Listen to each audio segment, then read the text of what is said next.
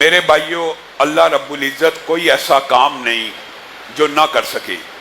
اجیب دعوت الداعی اذا دعان، یہاں پر اللہ رب العزت نے اپنے قریب ہونے کا جو تعلق بتایا وہ دعا کے ساتھ بتلایا۔ ویسے ایک جگہ پہ قرآن پاک میں ایسا بھی ہے کہ وَنَحْنُ أَقْرَبُ إِلَيْهِ مِنْ حَبْلِ الْوَرِيدِ، ہم آپ کی شہرگ حیات سے بھی زیادہ قریب ہیں، لیکن وہاں پہ عمل نہیں بتلایا۔ اس آیت کے اندر جو صبح جمعے میں آپ کے سامنے رکھی تھی وَإِذَا سَأَلَكَ عِبَادِي عَنِّي فَإِنِّي قریب، یہ قریب اللہ کس کے لیے کہہ رہا ہے؟ اجیب دعوت الداعی اذا دعان، جب پکارنے والا کوئی پکار کرتا ہے یا پکارتا ہے یا مجھے بلاتا ہے تو میں اس کی دعا کا جواب دیتا ہوں، میں قریب ہوں۔ گویا دعا کے اندر اللہ رب العزت نے کسی واسطے وسیلے کو خود رد کیا ہے۔ یہاں پہ ایک اشکال پیدا ہو سکتا ہے کہ قرآن پاک کی دیگر آیات میں تو واسطے وسیلے کا ذکر موجود ہے کہ اللہ تک پہنچنے کا وسیلہ تلاش کرو، اس کا کیا جواب ہے؟ تو میرے بھائیوں یہ بات یاد رکھیے گا، آج تعصب کے بغیر شرع صدر کے ساتھ اہل حدیث کا، اہل توحید کا موقف سمجھے۔ اگر آپ کو بات سمجھ آ جائے قبول کر لیں، اور اگر آپ کو سمجھ نہیں آتی آپ اپنے دلائل کو مزید راستہ پہ راستہ کریں، ان کے اوپر غور و فکر کریں، مزید دلائل سامنے لے کے آئیں۔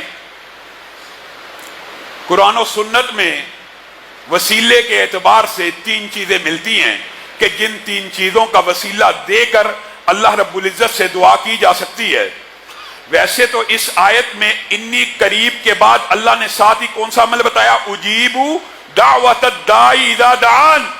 کسی کے گمان میں یہ نہ رہے میں دور ہوں، میں پکارنے والے کی پکار کا جواب دیتا ہوں، لیکن ساتھ اللہ رب العزت نے تین جائز اقسام کو بھی بیان کر دیا، اور قرآن پاک میں ان کے ثبوت اور احادیث میں ان کا ثبوت ملتا ہے۔ اگر کوئی چوتھی قسم حدیث سے ثابت ہے، ہمارے سر آنکھوں پر ہم نے یا ہمیں تو کئی اہل حدیث جاتا ہے، اگر حدیث آ جائے اور اس کے آگے ہم عقل دوڑائیں یہ ممکن نہیں ہے۔ حدیث ہوگی ہم سر تسلیم ہم کر دیں گے۔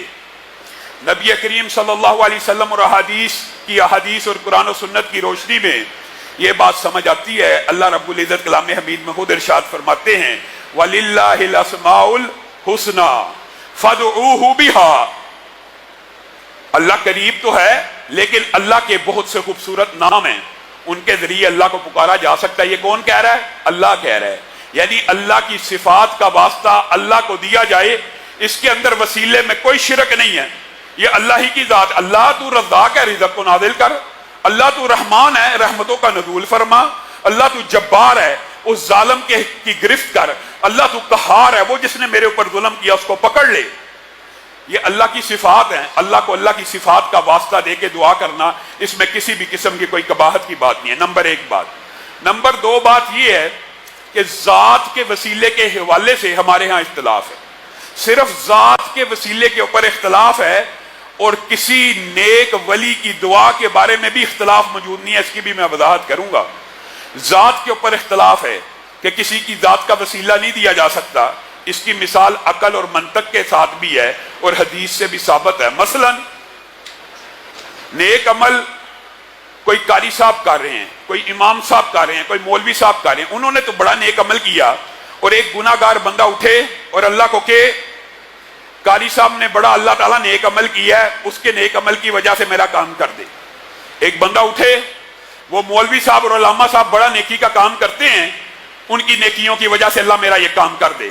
کیا یہ بات عقل اور منطق میں بھی آتی ہے کہ نہیں آتی؟ یہ عام فہم بات ہے کہ آپ اپنے نیک اعمال کا واسطہ تو دیں، تو قرآن و سنت سے بھی ثابت ہے، لیکن کسی غیر کے نیک اعمال کا اللہ کو کیسے واسطہ دیا جا سکتا ہے؟ کسی غیر کی ذات، اس نے تو نیکیاں اپنے لیے کی، اس نے تو محمد رسول اللہ صلی اللہ علیہ وسلم نے اپنی بیٹی فاطمہ کو نہیں تھا کہا میری بیٹی اس گمان میں نہ رہنا تیرا باپ نبی ہے۔ وہ نبی جس نے کل قیامت کے دن سفارش بھی کرنی ہے اور شفاعت کا میدان بھی لگنا ہے، وہ نبی اپنی بیٹی کو سمجھا رہا ہے اس گمان میں نہ رہی، تیرا باپ نبی ہے اور تو عمل نہ کرے اور تیرا باپ تجھے جنت میں لے جائے گا۔